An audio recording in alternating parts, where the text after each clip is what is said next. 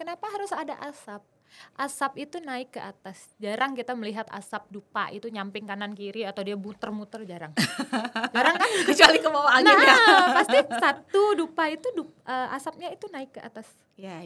Itu sebagai simbolisasi menyampaikan doa, permohonan, permintaan kita kepada Tuhan. Menarik nih sahabat Baskara. Persembahan yang bagus adalah yang dilakukan dengan rasa sukacita. Nah, ini mungkin jadi catatan ya sahabat Baskara. Harus berbahagia, harus tulus dan penuh rasa syukur ya.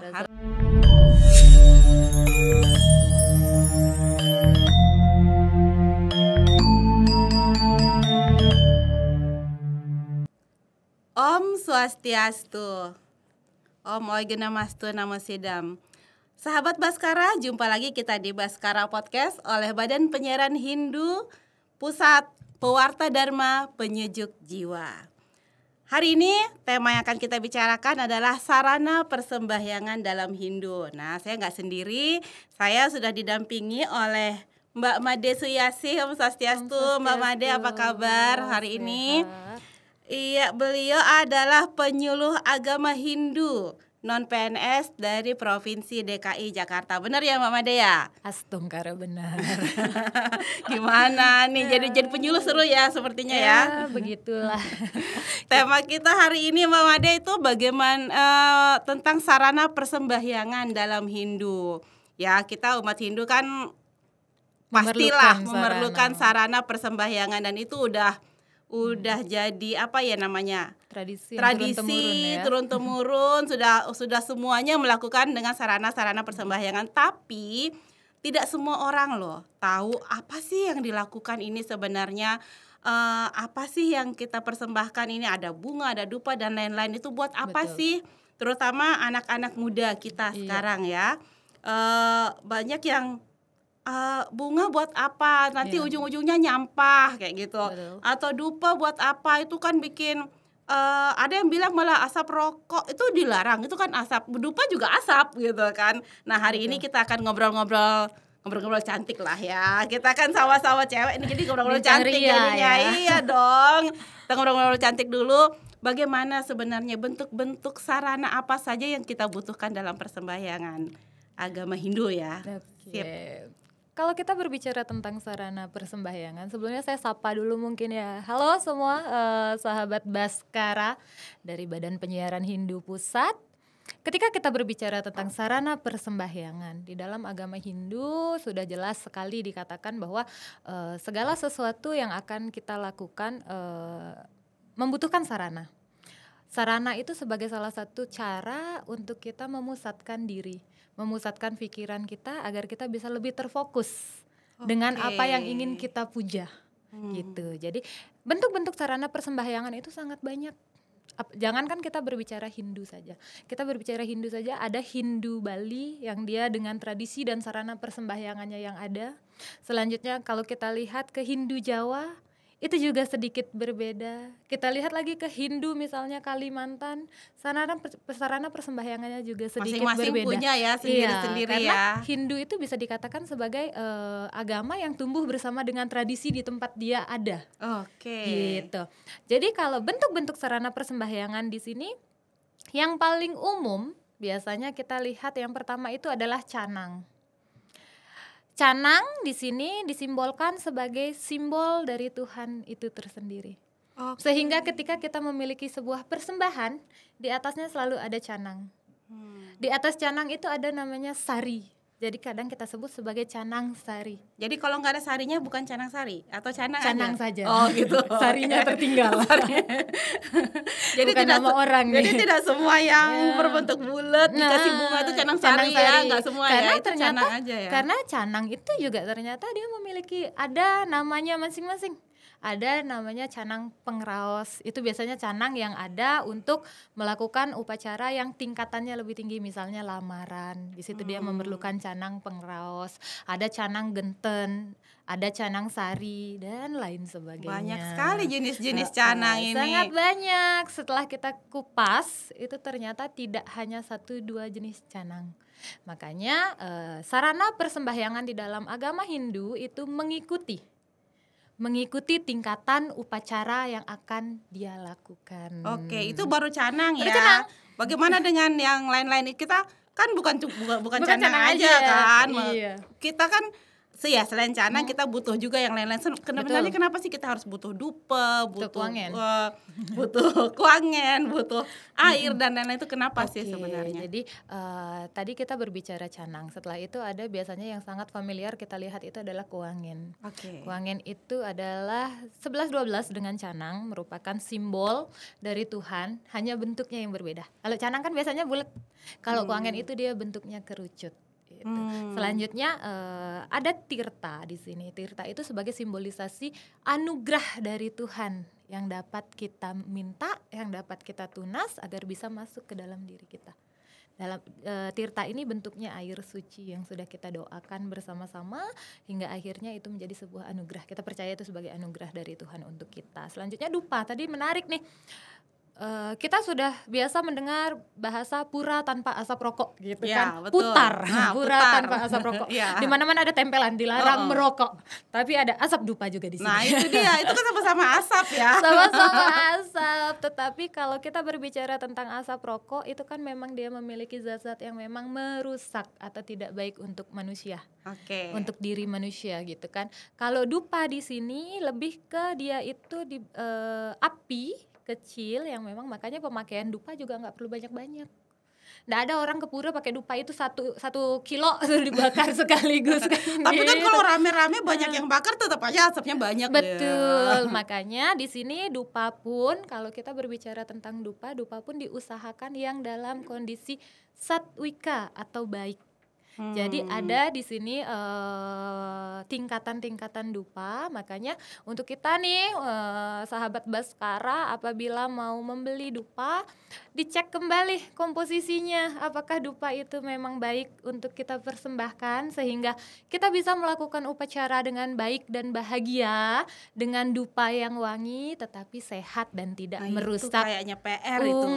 PR buat semua itu kayaknya. Saya sendiri kalau beli dupa juga nggak pernah ngecek beli aja kan. Yang penting ini wanginya enak gitu. Nggak pernah ngecek komposisinya apa sih. Ternyata ada mungkin zat-zat yang nggak boleh ya. Sedangkan sejauh ini ternyata saya sempat ikut training pelatihan pembuatan dupa karena kebetulan salah satu bunda memiliki pabrik dupa.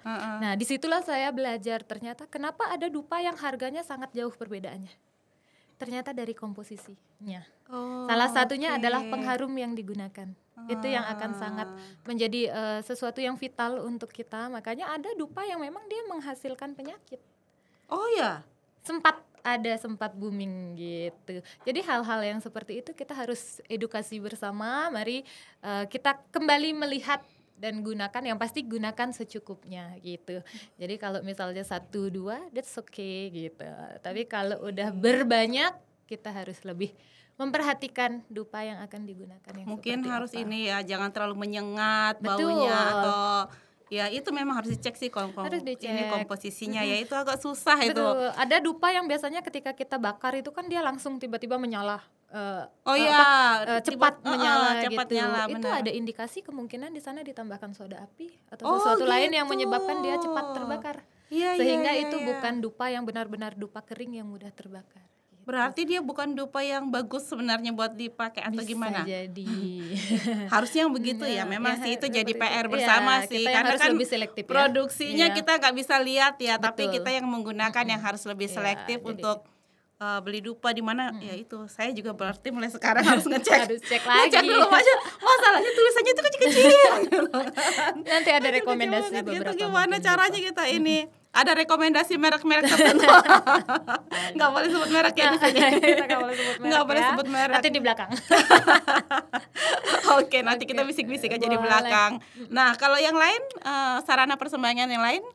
Kalau sudah kita berbicara sebenarnya kalau dari sastra Weda tersendiri ya, kalau kita lihat dari Bhagavad Gita bab 9 sloka 26 yang mengatakan bahwa apapun yang dipersembahkan kepadaku, sehelai daun, sekuntum bunga, sebiji buah, setetes air, aku menerimanya apabila itu dipersembahkan dengan bakti yang tulus. Kata Krishna nih begitu kepada Arjuna kan. Yang patram puspam palam toyam yang itu ya. Toyam. Jadi sesungguhnya ketika kita berbicara sarana persembahyangan, kembali lagi seperti di awal tadi saya sampaikan bahwa sarana itu kalau ibaratkan kita mau mencapai studio nih hari ini gitu, kita perlu jalan. Ketika kita sudah tahu jalan, kita perlu kendaraan. Dan sarana itu bisa menjadi salah satu bagian dari itu. Jadi kalau dia nggak jadi jalannya, dia jadi kendaraannya untuk kita mencapai tujuan kita. Padahal niat awalnya memusatkan diri kepada Tuhan, kembali berdoa kepada Tuhan untuk menyatukan diri. Seperti yang dikatakan sembah memuja Tuhan. Memuja Tuhan melalui apa? Sesungguhnya kan itu bisa kita tarik dari kata tri sandia. Tri itu tiga, sandia itu menghubungkan diri kepada Tuhan.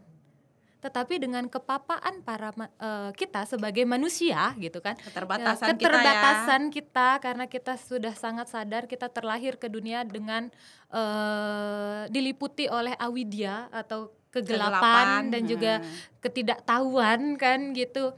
Kita memerlukan sarana. Sama tidak hanya sarana persembahyangan, sama seperti kita ketika kita ada di tempat sembahyang, mengapa ada padmasana? Karena untuk membantu kita itu memusatkan juga salah pikiran satu ya. bentuk sarana. Makanya sarana itu dikerucutkan kembali. Kalau padmasana dia jauh, dikerucutkan kembali di hadapan Menjadi kita, lebih dekat ya. menjadi lebih dekat, jadilah dia kuangen yang ada di hadapan kita. Bunga. Kalau sederhananya bunga. Kalau nggak punya kuangen, nggak sempet buat kuangen, bisa kita lakukan tadi patram puspam palam toyam.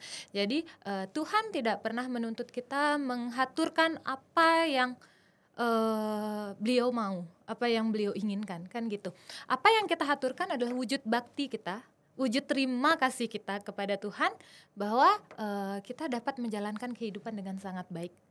Konsepnya itu seperti wujud itu, rasa kan? syukur berarti ya, rasa terima wujud kasih bakti, kita. terima kasih dan rasa syukur yang itu memang kita wujudkan sesuai dengan apa yang kita mampu dan apa yang kita inginkan. Makanya kalau berbicara tentang persembahyangan gitu kan, kalau kita persembahyangan biasanya kita ngelihat orang tuh ada yang bawa pajegan tinggi gitu kan. Itu kan udah berupa udah ada kreasi yang masuk ke situ ya. Kreativitasnya sudah masuk tuh ke situ gitu. Tapi kembali lagi kan semua simbolnya mulai dari canang itu tersendiri. Nggak ada orang bawa pajegan nggak ada canangnya atasnya. Gitu. Tetap ada sarana persembahyangannya mulai dari paling kecil yaitu canang. Oke, berarti yang Banten pajegan yang besar-besar yang berisi buah, berisi macam-macam itu bagian dari kreasi sebenarnya ya. Kreasi tapi dan kan kemampuan itu tidak salah setiap orang. Iya. Itu tetap tidak salah kan. Itu kan memang wujud rasa syukurnya seperti itu. Betul. Wujud rasa syukurnya saya mau mempersembahkan ini karena saya mampunya begini gitu. Nah itu kan tingkatan-tingkatannya juga beda-beda ya. Ada yang katanya ada madya, kanista, ada yang utama, Banten kayak gitu. Tapi tetap intinya berarti canang.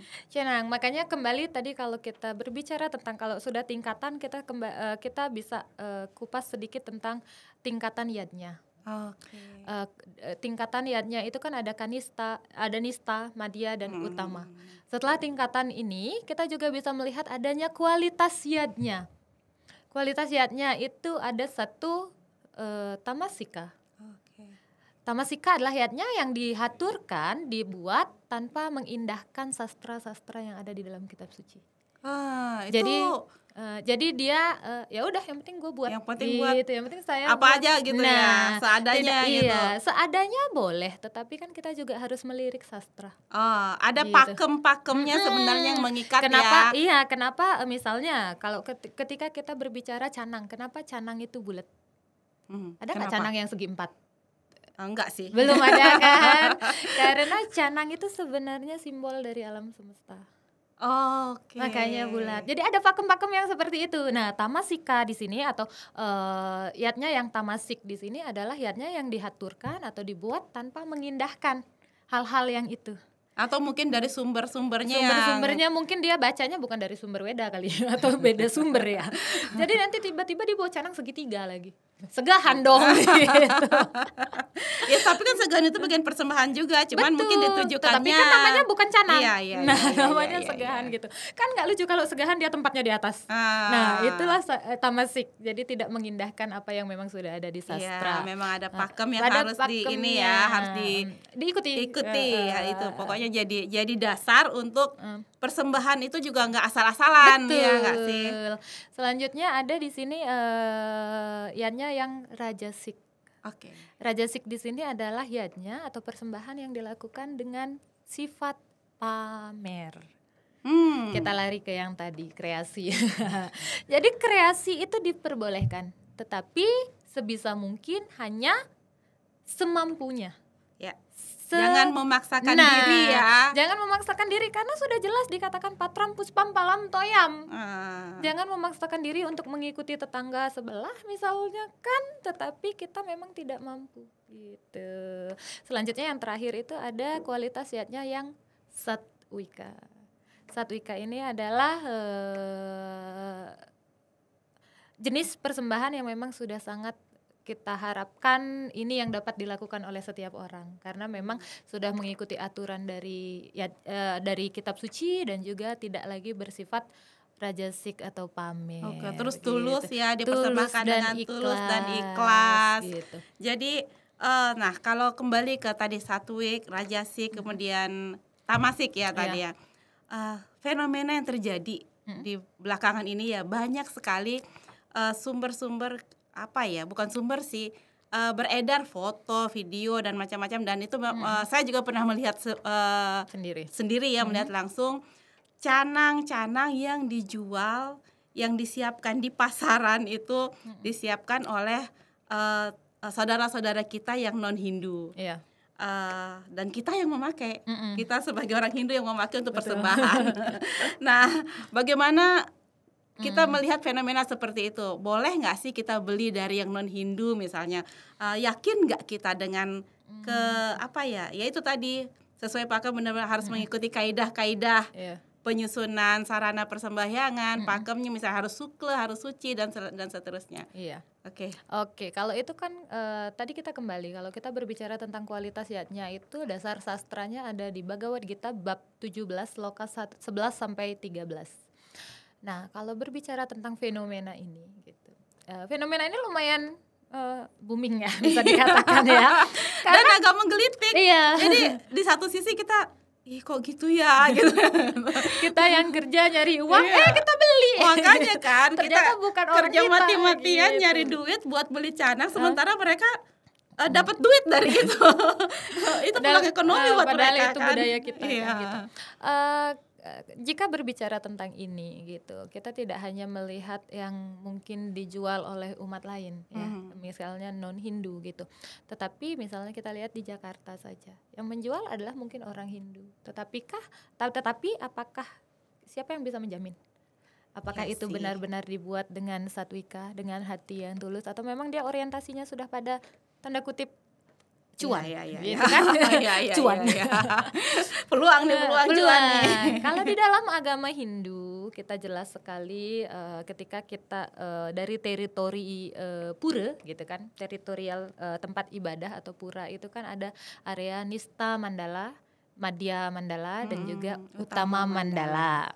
Nah, di Nista Mandala that's okay, segala sesuatu yang masih berhubungan dengan hal-hal yang sangat duniawi, jualan, kantin dan lain-lain. Tetapi satu hal yang perlu digarisbawahi mungkin yang jarang orang ketahui di sini, jarang orang memperhatikan, mengapa ketika kita masuk ke Candi Bentar Madhya Mandala, itu kita disediakan tirta penglukatan. Iya benar. Dipakaikan selendang di sana, iya. disiapkan dupa dan bunga nih kalau di Pura Rawamangun ya. Di semua pura Kalau begitu pura kan? lain saya kurang berani menjamin karena saya belum ke sana gitu kan maksudnya. Rasa-rasanya tuh Ya kurang lebih begitulah standarnya ya. begitu gitu. Takut salah aja gitu kan. Nah, mengapa hal itu dilakukan? Untuk membersihkan. Nah, yang menjadikan sebuah sarana persembahyangan itu satwika, rajasik atau tamasik itu adalah ketika sudah ada di tangan kita. Oke. Sudah kita beli, sudah kita siapkan atau misalnya sudah kita buat dengan sepenuh hati, itu setelah ada di tangan kita. Jadi apabila kita bertanya, ini kira-kira mereka yang membuat, apakah itu mengindahkan ajaran-ajaran yang ada di dalam kitab suci? Itu tidak bisa kita pungkiri gitu kan. Tetapi kembali, ketika kita sudah membeli, berarti kan kita sudah melakukan effort, mengeluarkan biaya, mengeluarkan waktu untuk mengambil misalnya. Setelah kita menghaturkan, sebelum kita menghaturkan adalah di sana kalau dalam sarana persembahyangan yang tingkat madya dan juga utama, misalnya kita perlu prasita PDB ya, prasita dur mengale biya kale, itu adalah salah satu bentuk sarana atau cara untuk menyucikan dan membersihkan, sehingga di depan candi bentar di Madya Mandala kita selalu disediakan tirta pengelukatan. Yang dilukat di sana tidak hanya kita pada saat masuk ke Madya Mandala, tapi kan semua gitu. sarana yang kita bawa Termasuk bunga, termasuk dupa dan semua, juga bunga atau canang yang kita bawa gitu. Kalau kita bawa canang atau kita bawa perani dan lain sebagainya kan. Nah disitulah jadinya secara niskala yang dilakukan. Makanya sebaiknya sesungguhnya untuk sahabat Baskara, jika memang bisa kita membuat sendiri sambil kita misalnya gini, wanita Hindu gitu kan. Wanita Hindu itu ketika dia menyediakan atau membuat sarana persembahyangan, itu dia sudah sangat dekat dengan Tuhan. Karena dia sudah mulai menghubungkan diri di sana dengan Tuhan. Tidak hanya pada saat Om berbuat swaha, no. Tidak saat kita duduk di altar di pura, pada saat kita melakukan puja Trisandya dan Keramaning sembah gitu kan. Tetapi wanita Hindu itu dia sudah menghubungkan diri dengan Tuhan sejak dia sudah dimulai mengambil dari pertama janur. kali ya, pertama kali motong janur itu. Baru berpikir buat beli janur ke pasar aja dia sudah mulai menghubungkan diri dengan Tuhan. Karena memang oh iya saya harus buat canang untuk kegiatan ini. Kan gitu. Saya harus melakukan saya harus menyiapkan sarana dan prasarana untuk kegiatan misalnya besok tumpak kerulut misalnya. Udah harus bikinnya cantik gitu, harus memusatkan pikiran ya. Betul. Fokus gitu. Jadi seseorang mengatakan kepada saya, karena kebetulan saya juga lumayan aktif membuat canang dan lain-lain ya, kalau di rumah itu selalu bilang enggak mau beli, maunya ngaturang sendiri karena happy, ada kebahagiaan tersendiri, ada rasa yang tidak bisa dijelaskan. Betul, ketika kita menghaturkan canang yang masih dalam kondisi segar, cantik, dia juga happy aja gitu, bahagia. Bawaannya jadi bahagia jadi bahagia, vibes-nya beda gitu ya. Nah, benar-benar. Disitulah mulai saya belajar bahwa ternyata di sini kita sudah mulai menghubungkan diri dengan Tuhan. Bahkan kita sudah mulai belajar tentang mudra, bagaimana sikap tangan kita saat memotong, bagaimana cara kita memegang pisau, cutter dan lain sebagainya. Selanjutnya bagaimana kita menghias agar itu menjadi cantik dengan bunga yang notabene di Jakarta itu kan seadanya. Semelihatnya bunga, tidak seperti di daerah luar ya. Mungkin kalau saya dari Lampung, di Lampung tuh gampang sekali nyari bunga yang warna-warni gitu. Kalau di Jakarta kan kita minim. Jadi hal-hal itu yang terkadang memang harus kita tumbuhkan di dalam hati kita bersama-sama. Sehingga apabila memang kita memiliki waktu, kita dasarnya adalah patram puspam palam toyam, lakukan semampunya, sebisanya, persembahkan itu sebagai wujud bakti yang tulus gitu. Ini inisiasi mungkin agar nggak terlalu banyak beli yang di tetangga gitu. Iya. Tapi ntar tukang canang nggak laku loh. Nggak apa-apa. Tetap ya, pasar pasti ada. Betul. Pasar pasti ada karena ada pembelinya, ada penjualnya, pasti terbentuklah pasar ya. Tapi ya memang sebaiknya bikin sendiri. Saya juga sih sama sih merasakan hal yang sama ketika membuat canang itu rasanya bahagia banget ya. Sekali. Apalagi ternyata cantik jadinya. Terus kita nata bunganya berwarna-warni gitu. Nah, ngomong-ngomong tentang bunga, betul. Ada nggak sih bunga yang nggak boleh dipersembahkan? Wah. Kan sarana persembahyangan nih. Nanti lagi ada gini pertanyaannya. Terus untuk apa Tuhan menciptakan bunga itu kalau nggak boleh dipersembahkan? Tapi bener ada pertanyaan kayak gini pernah ke saya soalnya gitu. Ini boleh nggak gitu? Maksudnya nggak sih dia anak-anak gitu. Ibu ini boleh nggak ini dipakai sembahyang? Ibu ini boleh nggak di ini kayak gitu? Pertanyaan kayak gitu. Secara garis besar adalah bunga yang tumbuh di kuburan. Nggak ada nih orang Bali yang metik bunga di kuburan Enggak untuk juga sih dari kayaknya. Bali. Nah itu dia. Untuk Tapi Banten kan gitu. Nah justru itu ya, Nah. kalau kita beli dari non Hindu itu kan kita nggak tahu ya, dia takutnya dia metik di kuburan. Nah itu kan dibersihkan dengan pengelukatan. itu di luar kendali kita. Benar, Intinya itu yang dibersihkan dengan pengelukatan. pada saat kita Oke. berpikir, pada saat kembali bunga itu ketika sudah ada di tangan kita, Itu baru dia. ada konsepnya itu. Baru dia di situ dia bagaimana kita- apakah dia tamasik, apakah dia rajasik, atau apakah satwik gitu kan. Tapi itu kembali ke dalam hati Berarti kita sendiri. niat kita ya yang menentukan ya. Betul. Makanya saya sempat waktu itu saya sempat membuat Banten Otonan. Banten Otonan itu tumpeng 5 di rumah. Nah, sedangkan ibu di sini kan dari berbeda tempat. Ya kita tahulah bagaimana kalau kita melihat Banten itu kan setiap tempat berbeda-beda. Ya, Setiap kreasi daerah kan, berbeda-beda. Nah, terus ibu bilang gini. Ibu mau ngantep itu bilang ibu tanya, "Deh, ini pengambeannya yang mana?" Gitu. "Yang ini, Bu." "Kenapa?" "Ada yang beda, ada yang kurang, ada yang perlu dibuatin," gitu kan. Langsung galak amat. Enggak. Kenapa? Langsung overthinking, kita takut ada yang kurang gitu kan. Iya. Habis itu ibu bilang gini, "Enggak, ibu cuma memastikan kalau memang ini pengambean, ibu haturkan ini sebagai pengambean." Gitu. Iya. Jadi ibu mengatakannya mantranya pengambean. Iya. Jadi gitu. Jadi hal-hal yang seperti itu, kearifan lokal yang seperti itu kadang memang kan kita jarang. Itu menjadi sebuah hal yang tabu mungkin ya. Kayak masa seperti kok beda sih gitu. Emang itu beneran namanya itu, kalau ini begini, kalau tempat saya begini gitu. Sama seperti bunga dan lain-lain gitu kan. Kalau kita berbicara apakah ada bunga yang tidak boleh dipersembahkan, mungkin 2 tadi sudah menjadi jawaban yang bisa menjawab. Sisanya kembali ke hati kita dan kembali ke Patram Puspam Palam Toyam ya. Kalau misalnya memang kita di sini ndak ada bunga yang memang bisa kita haturkan dedaunan. Ya. Benar-benar Iya kan Patram Puspam Palam Toyam itu kan daun bunga palam daun kan. Iya. Jadi bisa kita persembahkan, jangan paksakan gitu. Tetapi ketika persembahan itu kamu lakukan dari hatimu yang tulus, maka Tuhan akan menerimanya. Perkara berapa persen pahala yang didapatkan itu urusan Sang Atman dengan Sang Paramatman sendiri. Gitu. Menarik ini. Ya, perkara pahalanya nanti ya. Jangan kita pikirkan karena Betul. saya sering berkata gini. Karmani ewa di karaste itu kan sempat ada di Bhagavad Gita sloka berapa saya lupa. Tapi di sana ditekankan bahwa lakukanlah kerja tanpa memikirkan hasilnya. Jadi saya tarik ke dalam kehidupan saya, kemungkinan kalau kita fokus pada sebuah hasil, kita nggak fokus pada kerjanya karena kita udah sibuk sampai di seberang, tapi di jalannya kita lupa gimana caranya gitu. Sibuk mikirin nanti bisa nggak ya, nanti nyampe nggak ya, nanti Betul. ini ya. Jadi ketika kita berbicara tentang sarana persembahyangan, ada baiknya jika kita apa yang kita miliki itu yang kita haturkan. Gitu. Jangan memaksakan. Kalau memang punya lebih tetapi nggak sempat beli canang, mau punia di pura, the same. Haturkan punia yang kita miliki gitu kan. Karena itu juga bisa dikelola untuk menjadi hal yang lebih baik ke depannya. Gitu. Sip. Ini menarik sebenarnya nih, bicara sarana persembahangan ini nggak ada habisnya. Pasti akan banyak pertanyaan di belakang-belakang karena kan memang apalagi sekarang itu ada tren moped ya, yang bawa Banten beriringan banyak. Itu kayaknya sekarang di banyak daerah tuh jadi tren.